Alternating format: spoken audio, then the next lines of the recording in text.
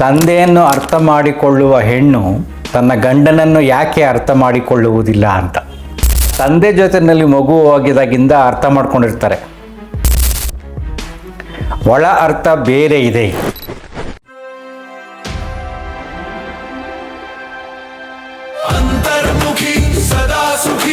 ನಮಸ್ಕಾರ ಸ್ನೇಹಿತರೆ, ನಮ್ಮ ಆ್ಯಪಲ್ ಲೈಫ್ ಯೂಟ್ಯೂಬ್ ಚಾನಲಲ್ಲಿ ಒಬ್ಬರು ಪ್ರಶ್ನೆ ಕೇಳಿದ್ದಾರೆ.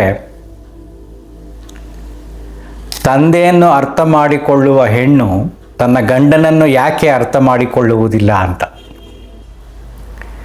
ಇದು ಸಾಮಾನ್ಯವಾದ ಪ್ರಶ್ನೆಯಾಗಿ ಕಂಡರೂ ಒಳ ಅರ್ಥ ಬೇರೆ ಇದೆ. ಈಗ ತಂದೆ ಜೊತೆಯಲ್ಲಿ ಮಗು ಹೋಗಿದಾಗಿಂದ ಅರ್ಥ ಮಾಡ್ಕೊಂಡಿರ್ತಾರೆ. ಏನೇನು ತಂದೆ ಹೊಡಿತಾರೆ, ಪ್ರೀತಿಸ್ತಾರೆ, ಬುದ್ಧಿ ಹೇಳ್ತಾರೆ, ಮುದ್ದಿಸ್ತಾರೆ, ಮತ್ತು ಅವರೆಲ್ಲ ಆ್ಯಕ್ಟಿವಿಟಿ ಮಗುಗೆ ಮುಗ್ಧವಾಗಿದ್ದಾಗ ಅರ್ಥ ಆಗ್ತಾ ಹೋಗುತ್ತೆ. ಬುದ್ಧಿ ಬೆಳೀತಾ ಬೆಳೀತಾ ತಂದೆಯ ಕಷ್ಟಗಳು ಕೂಡ ಅರ್ಥ ಆಗ್ತಾ ಹೋಗುತ್ತೆ. ಮನೇಲಿ ನೋಡ್ತಾ ಬೆಳೀತಾ ಇದೆಲ್ಲವೂ ಕೂಡ ಮನಸ್ಸಿಗೆ ಆಳವಾಗಿ ಹೋಗಿರುತ್ತೆ. ಸೊ ತನ್ನ ಕುಟುಂಬ ಬೆಳೆದ ಸ್ಥಳ ಸಂಪೂರ್ಣವಾಗಿ ಆ ಹೆಣ್ಮಗುಗೆ ಅರ್ಥ ಆಗಿರುತ್ತೆ. ಈಗ ಸಡನ್ನಾಗಿ 25 ವರ್ಷ ಆದಮೇಲೆ 20 ವರ್ಷ ಆದಮೇಲೆ ಗಂಡನ ಮನೆಗೆ ಬಂದಾಗ ಗಂಡನನ್ನು ಸಡನ್ನಾಗಿ ಹೆಂಗೆ ಅರ್ಥ ಮಾಡ್ಕೊಳ್ಳೋಕೆ ಸಾಧ್ಯ? ಅರ್ಥ ಮಾಡ್ಕೊಳ್ಳೋಕ್ಕಾಗಲ್ಲ. ಇನ್ನೊಂದು ವೈಜ್ಞಾನಿಕವಾಗಿ ಯೋಚನೆ ಮಾಡೋದಾದರೆ ಹೆರಿಡಿಟಿ ಅಂತ ಕರಿತೀವಿ. ವಂಶವಾಹಿನಿಯ ಪ್ರಕಾರವಾಗಿ ವ್ಯಕ್ತಿಯಲ್ಲಿ ತನ್ನ ಭಾವನೆಗಳು, ಬುದ್ಧಿವಂತಿಕೆ, ಅನುಕರಣೆ ಎಲ್ಲವೂ ಕೂಡ ಬಂದಿರುತ್ತೆ. ನಂತರನೇ ಇನ್ನೊಬ್ರು ಇರೋಕ್ಕೆ ಸಾಧ್ಯನೇ ಇಲ್ಲ. ವ್ಯತ್ಯಾಸಗಳಾಗ್ತಾ ಇರುತ್ತೆ. ಇದು ಪ್ರಕೃತಿ ಸಹಜ ನಿಯಮ. ವ್ಯಕ್ತಿಗೂ ಎಲ್ಲ ಗುಣಗಳು ಬದಲಾಗುತ್ತದೆ ಬಿಕಾಸ್ ಆಫ್ ಹೆರಿಡಿಟಿ. ಈಗ ಒಬ್ಬ ಮದುವೆಯಾಗಿ ಹೆಣ್ಮಗಳು ಮನೆಗೆ ಬಂದಿರ್ತಾಳೆ. ಇವ್ರ ಗುಣಗಳು ಬೇರೆ ಬೇರೆ ಇರುತ್ತೆ. ಅತ್ತೆ ಗುಣ ಬೇರೆ, ಮಾವಿನ ಗುಣ ಬೇರೆ, ಗಂಡನ ಗುಣ ಬೇರೆ. ಆ ಎಲ್ಲ ಗುಣಗಳನ್ನು ಸ್ವೀಕರಿಸಿ ಅವರೆಲ್ಲ ಕಷ್ಟಗಳನ್ನು ಅಕ್ಸೆಪ್ಟ್ ಮಾಡ್ಕೊಳ್ತಕ್ಕಂಥ ಮನಸ್ಥಿತಿ ಬರೋಕ್ಕೆ ತುಂಬ ಟೈಮ್ ಬೇಕು. ಓಕೆ, ತಂದೆ ಕಷ್ಟ ಅರ್ಥ ಮಾಡ್ಕೊಂಡು ಏನು ಮಾಡ್ತಾಳೆ, ಮಗಳು ಸುಮ್ಮನಾಗ್ತಾಳೆ. ಆದರೆ ಗಂಡನ ಕಷ್ಟ ಅರ್ಥ ಮಾಡ್ಕೊಳ್ಳಲ್ಲ ಅಂತ ಈ ಗಂಡ ಕೇಳಿರ್ತಕ್ಕಂಥ ಪ್ರಶ್ನೆ. ಯಾವ ಹೆಂಡತಿ ಗಂಡನ ಕಷ್ಟವನ್ನು ಅರ್ಥ ಮಾಡ್ಕೋತಾ ಇಲ್ವೋ ಅವಳಿಗೆ ಇನ್ನೂ ಗಂಡನ ಮೇಲೆ ಪ್ರೀತಿ, ವಾತ್ಸಲ್ಯ, ಸ್ನೇಹ, ಪ್ರೇಮ ಬಂದಿಲ್ಲ. ಏನೋ ಮದುವೆ ಮಾಡ್ತಾರೆ, ಜೊತೆ ಬದುಕ್ತಾ ಇದ್ದಾರೆ ಅಷ್ಟೇ. ಗಂಡನ ಮೇಲೆ ಪ್ರೀತಿ ಪ್ರೇಮ ಜಾಸ್ತಿ ಇದ್ದರೆ ಆಗ ಅವಳು ಗಂಡನ ಅರ್ಥ ಮಾಡ್ಕೊಳ್ಳೋಕ್ಕೆ ಪ್ರಾರಂಭ ಮಾಡ್ತಾಳೆ. ನೀವು ಪ್ರೀತಿಯಿಂದ ಏನಾದರೂ ಬೈರಿ, ನೀವು ಅದು ನಗ್ನಗ್ತಾ ಸ್ವೀಕಾರ ಮಾಡ್ತಾರೆ. ನೀವು ಕೋಪದಿಂದ ಬೈರಿ, ಬೈಗಳ ಒಂದೇ, ಆದರೆ ಅದು ನೋವಾಗಿ ಮಾರ್ಪಾಟಾಗುತ್ತೆ. ಈ ತಂದೆ ಹೊಡಿತಾನ ಮಗಳಿಗೆ ಬುದ್ಧಿ ಕಲ್ಸೋಕ್ಕೆ ಅಂತ. ಗಂಡ ಹೆಂಡ್ತಿಗೆ ಬುದ್ಧಿ ಕಲ್ಸೋಕ್ಕೆ ಹೊಡೆಯೋಕ್ಕಾಗಲ್ಲ. ಹೊಡೆದ್ರೆ ಅದು ಕ್ರಿಮಿನಲ್ ಕೇಸ್. ಇಸಿ ಎಷ್ಟು ಸೊಗಸಾಗಿದೆ ಈ ಸಂಬಂಧಗಳಲ್ಲಿ. ನನ್ನ ಅನುಭವದಲ್ಲಿ ಹೇಳ್ತೀನಿ, ದೊಡ್ಡ ದೊಡ್ಡ ಮಕ್ಕಳಿದ್ರೂ ಕೂಡ ಮಕ್ಕಳು ಕೆಲಸಕ್ಕೆ ಹೋಗ್ತಾ ಇರ್ತಾರೆ. ಅವರು ನನಗೆ ಫೋನ್ ಮಾಡಿ ಕೇಳ್ತಾರೆ ಗಂಡನ ಬಗ್ಗೆ, ಸಮಸ್ಯೆಗಳ ಬಗ್ಗೆ. ನನ್ನ ಗಂಡ ನಾನು ಇನ್ನೂ ಅರ್ಥನೇ ಮಾಡ್ಕೋತಾ ಇಲ್ಲ ಗುರೂಜಿ, ಹಾಗೆ ಮಾಡ್ತಾರೆ ಹೀಗೆ ಮಾಡ್ತಾರೆ, ನನ್ನ ತಲೆ ಕೆಟ್ಟೋಗಿದೆ. ಎಷ್ಟು ವರ್ಷ ಮದುವೆ ಆಗಿ 25 ವರ್ಷ 30 ವರ್ಷದವರು ಕೂಡ ನನಗೆ ಫೋನ್ ಮಾಡ್ತಾರೆ. ಯಾಕೆಂದರೆ ಬದುಕು ಆ ರೀತಿ ಸಾಗುತ್ತಿದೆ. ಭಾವನೆಗಳಲ್ಲಿ ಬದುಕು ಬೆಸೆದಿಲ್ಲ. ಸಾಂಸಾರಿಕ ಜವಾಬ್ದಾರಿಯಿಂದ ಸಮಾಜದಿಂದ ಎದುರ್ಕೊಂಡು ತುಂಬ ಜನ ಸಂಸಾರ ಮಾಡ್ತಾ ಇರ್ತಾರೆ ಹೊರತು ಪ್ರೀತಿಯಿಂದ, ಗೌರವದಿಂದ, ಪ್ರೇಮದಿಂದ ಸಂಸಾರ ಮಾಡೋರು ತುಂಬ ಕಷ್ಟ. ಯಾಕೆ ಅಂದರೆ ಅವರಲ್ಲಿ ಮನಸ್ಸಿನ ವಿಕಾಸ ಅಂತ ಕರಿತೀವಿ ಇನ್ನೂ ಆಗಿರೋದಿಲ್ಲ.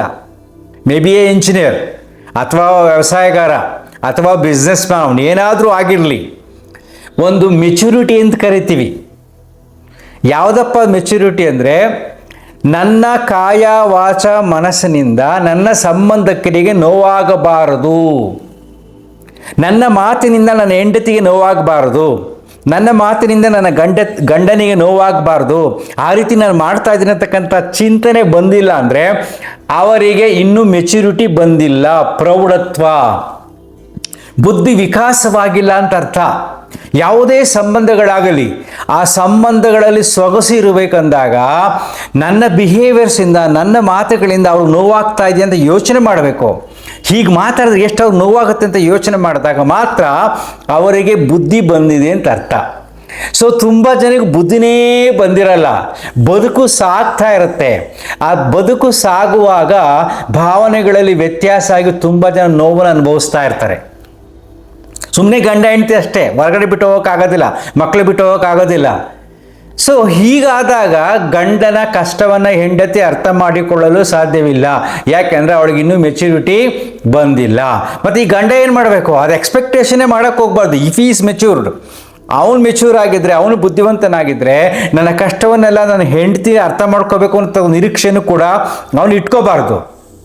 ನಾವು ಜಾಸ್ತಿ ಅರ್ಥ ಎಲ್ಲಿ ಬರುತ್ತೆ, ಫೈನಾನ್ಷಿಯಲ್ ಮ್ಯಾಟ್ರಲ್ಲಿ ಬರುತ್ತೆ.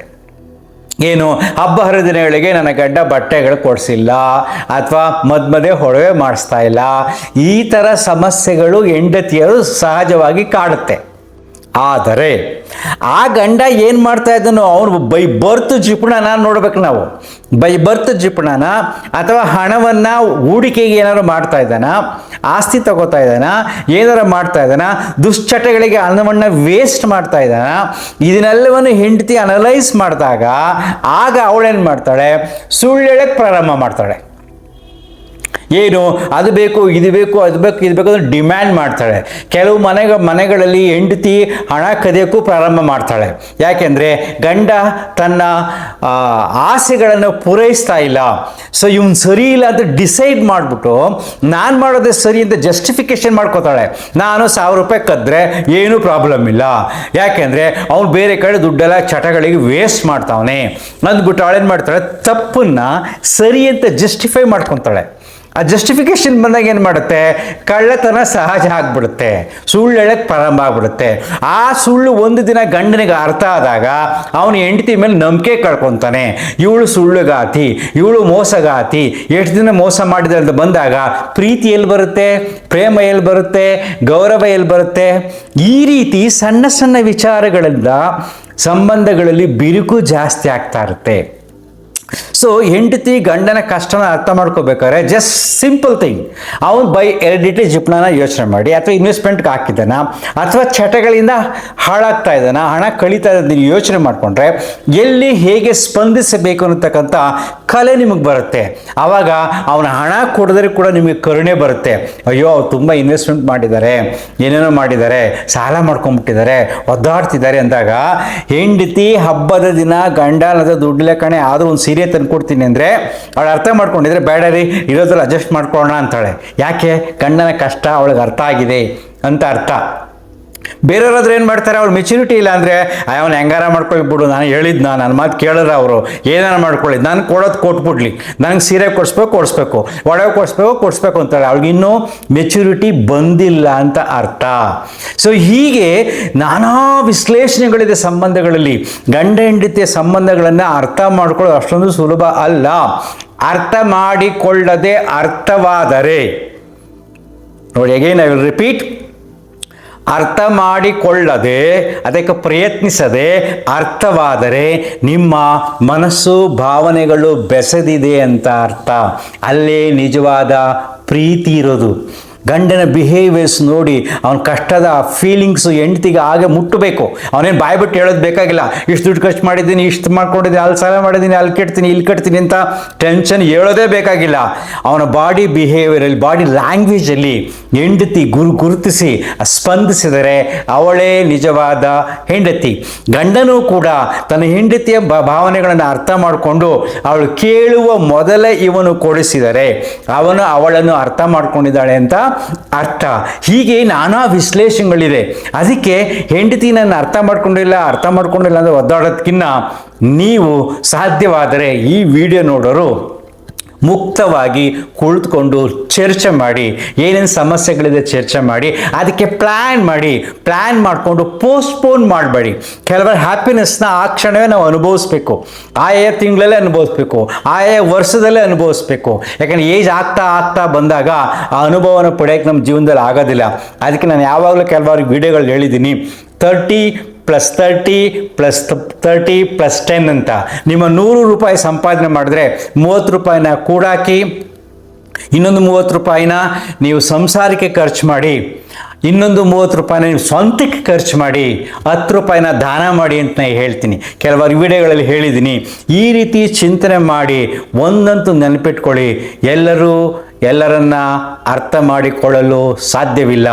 ಈ ಸತ್ಯ ಅರ್ಥ ನೀವು ಮಾಡಿಕೊಂಡ್ರೆ ಬರತಕ್ಕಂಥ ಸಮಸ್ಯೆಗಳನ್ನು ಸ್ವೀಕರಿಸಿ ಮನಸ್ಸನ್ನು ಸಮಸ್ಯೆಗಳಲ್ಲಿ ಸಮಾಧಾನವಾಗಿ ಇಟ್ಕೊಂಡು ಬದುಕನ್ನು ಸಾಗಿಸ್ತಾ ಹೋದರೆ, ಕ್ಷಣ ಏನೇನು ಸಿಗುತ್ತೋ ಅದನ್ನು ಅನುಭವಿಸ್ತಾ ಹೋದರೆ ಜೀವನ ಸೊಗಸಾಗಿರುತ್ತೆ. ಸುಖವನ್ನು ಆ ಕ್ಷಣದಲ್ಲಿ ಅನುಭವಿಸೋದು ಬಿಟ್ಟು ಪೋಸ್ಟ್ಪೋನ್ ಮಾಡ್ತಾ ಹೋಗಬೇಡಿ. ವಿತಿನ್ ದ ಲಿಮಿಟೇಷನ್, ಒಂದು ಸೀಮಿತವಾದ ಆದಾಯದಲ್ಲಿ, ಸೀಮಿತವಾದ ಕಾಲದಲ್ಲಿ ನೀವು ಪ್ಲ್ಯಾನ್ ಮಾಡಿಕೊಂಡು ಬದುಕನ್ನು ಆನಂದಿಸಿ, ಸಂಬಂಧಗಳನ್ನು ಆನಂದಿಸಿ, ನಿಜವಾದ ಪ್ರೀತಿಯನ್ನು ಅನುಭವಿಸಿ. ಇವೆಲ್ಲವೂ ಸಾಧ್ಯ ಇಲ್ಲ ಅಂದರೆ ಅಂತರ್ಮುಖಿ ಸದಾ ಸುಖಿ. Thank you.